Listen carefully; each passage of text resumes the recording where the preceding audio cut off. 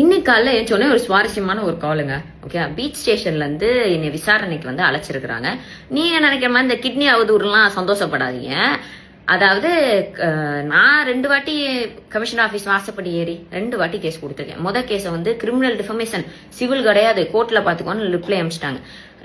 இப்ப ரீசெண்டா நான் பிரஸ் மீட்லாம் கொடுத்து ஒரு இது கொடுத்திருந்தேன்ல கேஸ், அதுக்கும் வந்து இப்ப வரைக்கும் கூப்பிடலாம், விசாரிக்கல, எந்த ஒரு ஆக்ஷன் எடுத்தாங்களான்னு எனக்கு தெரியல.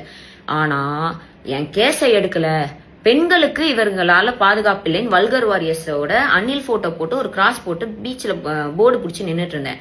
ஓட் ஃபார் டிஎம்கேன்னு இன்னொரு சைடு போர்டு பிடிச்சி நின்றுட்டு இருந்தேன். அதுக்காக கேஸ் போட்டிருக்கிறாங்க என் மேல. அன்னைக்கு நான் லெட்டர் எல்லாம் எழுதி கொடுத்துட்டு ஓகேம்மா வீட்டுக்கு போங்க அப்படின்னு சொல்லி அனுப்பிச்சிட்டாங்க. ஆனா இன்னைக்கு கால் பண்ணி அது வந்து கேஸ் போட்டிருக்கோம் அப்படின்னு சொல்லியிருக்காங்க. 4 மணிக்கு விசாரணைக்கு வர சொல்லியிருக்காங்க. விசாரணைக்கு போக போறேன்.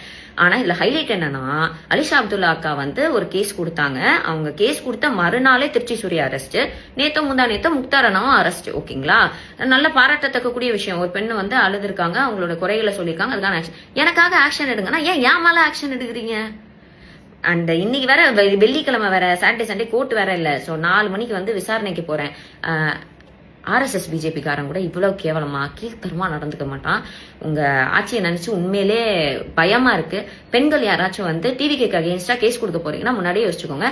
நீங்க கொடுக்குற கேஸ்லாம் எடுக்க மாட்டாங்க, உங்க மேல புதுசா ஒரு கேஸா போட்டு அனுப்புவாங்க. ஸோ ஜாலியா அந்த ஆட்சியை வந்து என்ஜாய் பண்ணுங்க. போயிட்டு வந்துட்டு நான் வந்து மீண்டும் உங்களை சந்திக்கிறேன்.